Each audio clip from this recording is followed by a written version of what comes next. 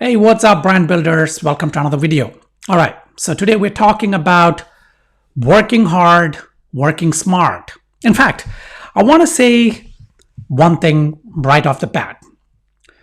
Get out of this mentality or mindset of trying to work 24/7, right? The hustle, the grind. That used to be cool a few years ago, and it was what a lot of successful kind of entrepreneurs out there were advocating. And don't get me wrong, some of these people were Gary Vee, for example, who started to really bring on this hustle, be always hustling, be always grinding kind of mindset onto the internet and onto the stage. And Gary Vee, of course, hugely successful. I have a lot of respect for the guy. A lot of the things he says are fantastic. And hustling and grinding was a part of the psyche a couple of years back, 3 years back, 4 years back. But going forward, especially after 2020, what I've realized from my own personal experience and also having worked with a few different, not only businesses in building their brands, but also entrepreneurs and founders through my incubator, right, where I mentor, founders and entrepreneurs. Now, what I've realized out of all this is that we got to really change our mindset in terms of this grinding and hustling 24/7 as a means to be successful, because I don't think that's going to work. I've seen a great change in the way I run my business and the revenue as a result of this change in shift. So let's break it down. What am I really saying here?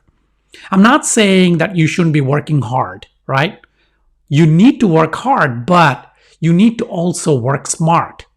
Now, what does that mean? Okay. So prior to 2020, 2019, 2018, 2017, I was working like crazy. So was everybody else in our company, in our agency. And then 2020, the beginning of 2020, the lockdown and all that, we hit the pause switch on the agency, on the incubator, on the other businesses that I run. And when that happened, a few months of inactivity, a few months of, where we were sitting around. And then, of course, that was the time to sort of meditate, to sort of contemplate. And then coming out of that, what I actually worked out during that period of inactivity was I analyzed the different businesses that I was running. And I wanted to find out, in fact, the goal was to find out bottlenecks so that I could work harder. I could, have my team work harder, to have our partners work harder.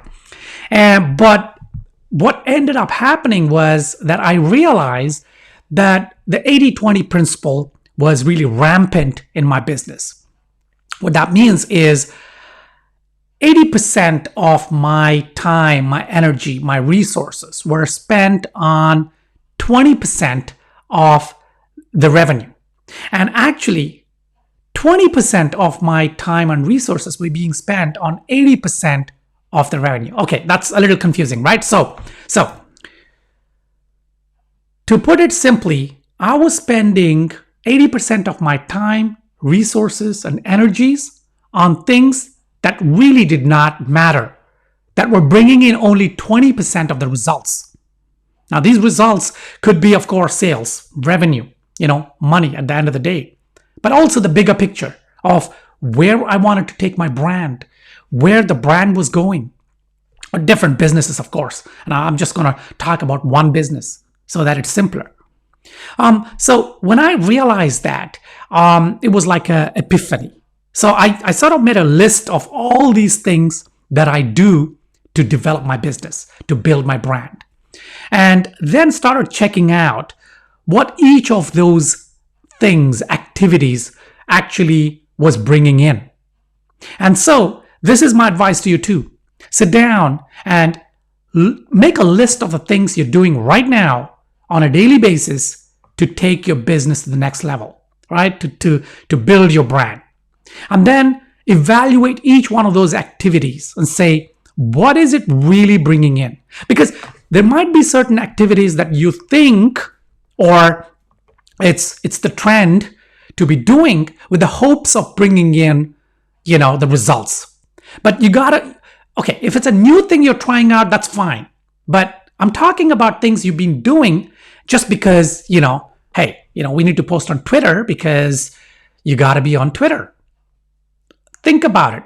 What level, what time are you spending on Twitter? What are the results? And are you spending that time smartly, right? Because maybe Twitter is the holy grail for your business, but maybe you're spending only 20% there. Instead, you're spending 80% of your social media time and resources on Facebook, when actually maybe, your target audience, your customers don't really hang out on Facebook. And even if they did, they're not in the buying mode, right? You got to look at the journey. You got to look at the audience journey. So, working hard, working smart. Now, I think working smart is about understanding where your efforts are going, where you're putting your energies in, and the kind of results that they're bringing in.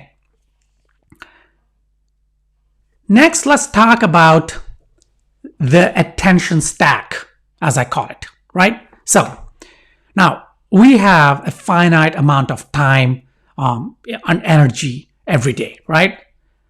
For our business, for, whatever we want to do. Of course, we need to have separate time for our own well-being. This is spiritual well-being. This could be physical well-being. So we got to do our exercises and things. And family, right? If you're, you got a spouse or a partner, you got children or not, your parents, whatever it is, right? Family, friends.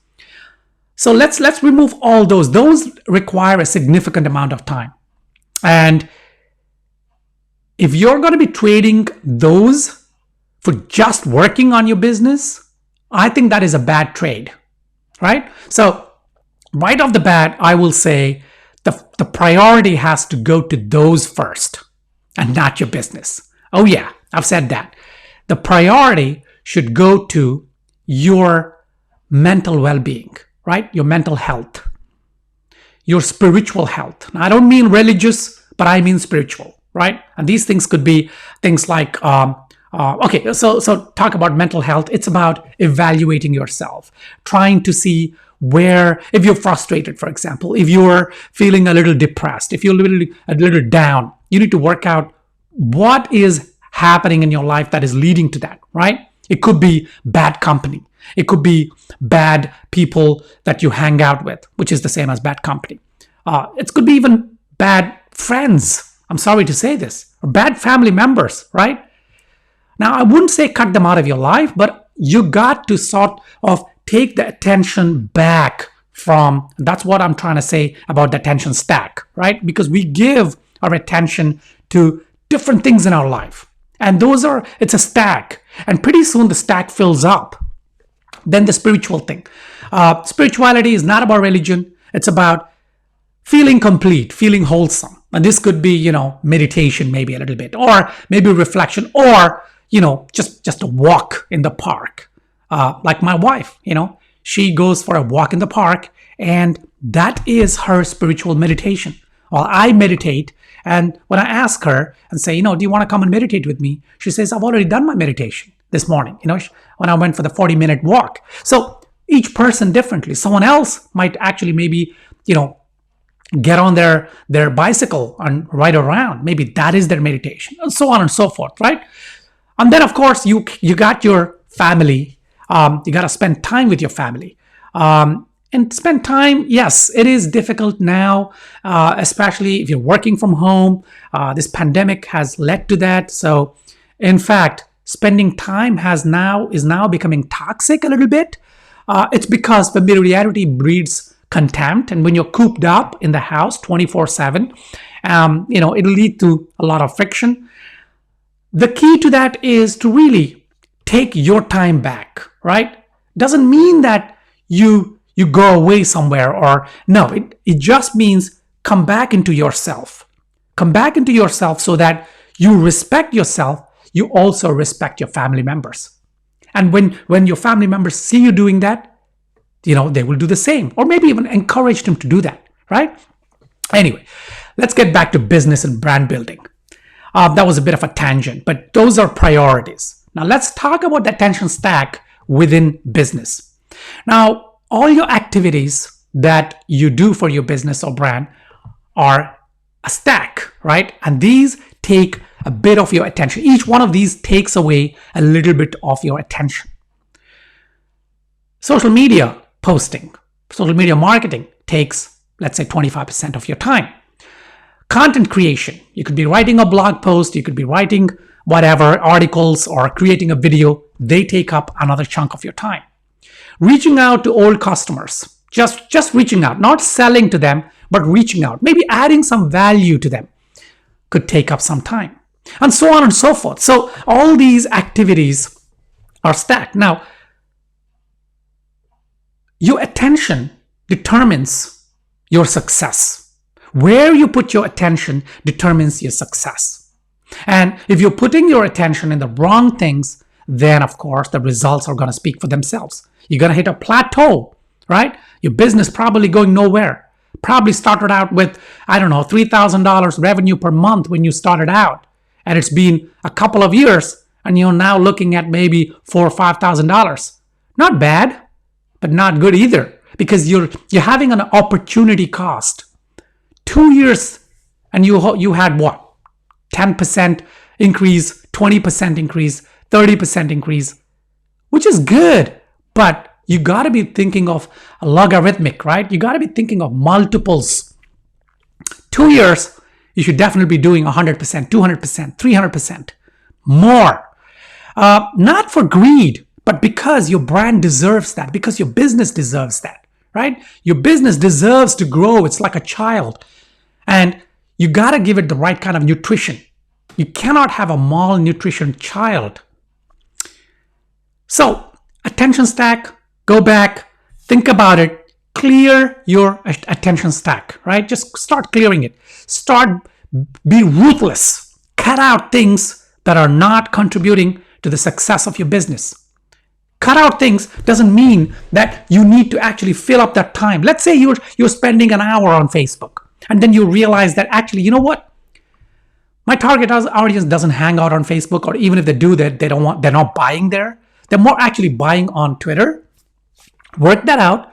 Yes, put that time into Twitter, but also free yourself a little bit more time from that chunk. So if you're spending an hour on Facebook and you're already spending 20 minutes on Twitter, take the 40 minutes from Facebook, add it to Twitter, you are left with 20 minutes. Add that to your well-being, right? So this is not about trying to be efficient with your time and then work more. No, this is about efficient with your time and then using that leftover time to your well-being, because the success of business comes from your well-being. It's not from just sheer hard work. It is actually balancing it out. It is working smart and then spending the rest of the time on your well-being, be it physical well-being, mental well-being, spiritual well-being, family well-being, whatever it is, love, relationships. Yeah, let's call it that, relationship well-being. So another thing that I realized was the importance of partnerships. If you partner with the right kind of people, then you work smarter, you don't work harder. Now, if you're just starting out in your business, and if it's a product that, only you can do, no one else can, okay, I got nothing to say about that, but I'm talking about generally, try and find partners. Okay, what does this mean? I'll give you a great example. In our branding agency, we used to do animation, right? As a part of our service portfolio in-house, animation. And we used to offer that for our clients. We had about 3-4 people on the team doing animation in-house. During the pandemic, when we hit pause, we had to, of course, let go of a lot of the non-essential, non-core teams because we wanted to continue paying our core teams during the time when our agency was shut down, so that when we're back in business, we continue with our teams, because these teams, they have been with us for forever. Some of them since 2005, 2003. And talent is the hardest thing to find these days. Money, you can get it from banks. You go to a bank, you got a good business plan, if you got some assets, whatever, money you can get.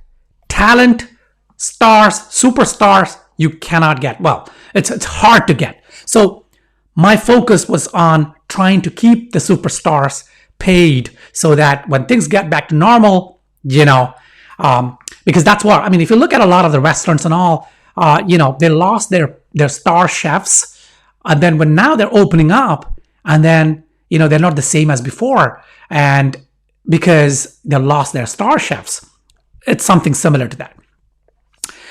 So when things got back to normal at the beginning of this year, and eventually animation, we couldn't find the team because those guys moved on. But that was a blessing in disguise, because now we partnered, I reached out, partnered with a company that is doing this for us. And you know what? Yes, the profit margin is low, but it has taken our attention. So animation used to take a lot of our attention, and it wasn't really something that is core to us. We did it because clients wanted it. It was a value-added service. But you know what? Those headaches are gone. I can now, my teams, the leads can now focus on the core essence, building brands, and so on. So in your business too, see if you can take out services, take out things, take out tasks that you're doing, that you can partner with someone. Of course, there's a lot of pitfalls with partnerships. That's a separate video. So I'm not simply saying, just go blindly get a partner. That's not what I mean. And you know that. Yes, it's not easy to find partners, but if you can, just do it, right? So stop working hard, work smart. Take time for yourself, for your well-being. Clear your attention stack. Partner if possible, so that you reduce your workload, even if it means reducing your profits. That's okay. That little bit, that 20% of profit that comes from things that you're doing is going to affect 80% of your well-being. And of course, I made a video before on this, and I'm saying this again. Fire your bad customers. Yes, fire your bad customers. I did that just last week. A huge project, good money, bad client. I just fired them. Because what happens with bad clients is that, and I've noticed this before, that in terms of customer service, in terms of this kind of thing, I realized that we were spending 80% of our customer service on 20% of the clients. And this 20% was the bad clients, right? When we were spending only 20% on 80% of our clients, which were the good clients, because they didn't need customer service. They didn't need, because the bad clients, you know how they are, right? And we are all bad clients. I'm a bad client to some other business. I could be, I'm having a bad day and I create grief to another business. Whatever my reasons are, I'm still a bad client. Just like that, whatever their reasons are, a bad client is someone, I'm not talking about dissatisfied clients because, your product is bad or your service is bad, and you're not really, servicing your client properly. I'm not talking about that. I'm talking about clients who are bad because, they choose to be, they just give you grief. Their deadlines are maybe, a couple of months away, but they lie to you saying they're next week, just because they're under this impression that if we say that, then, people are going to work harder, faster, but it doesn't make sense, right? They just give you grief. So anyway, let me not, I'll do a separate video on that, firing bad clients, right? But I just want to say, fire your bad clients. So look at your client list right now and look at where your biggest problems are, where you're getting grief, where you're dreading to pick up the phone, or you're dreading the next email from this customer. And you know what? Even if it means, returning their money, just do it. Just fire them, because you get back your attention.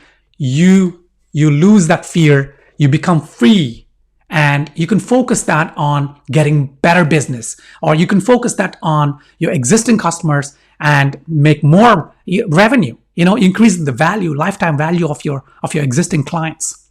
So yeah, that's the last thing. Fire your bad customers, bad clients. All right, this video has gone on long enough. I thought it was going to be a 5-minute video. It's now 20 minutes, but I think it's very important. It's an important aspect of building a brand. So I hope you liked this video. If you haven't already subscribed, go ahead, subscribe to this channel, like this video. It's going to help the algorithms. Let me spread this message to more people out there. And yeah, if you have any questions about this, just leave them below and I will try and answer them. If not, I will see you in the next video. Till that time, keep building your brand, and of course, take time away for yourself and work on your well-being. All right, I'll talk to you soon.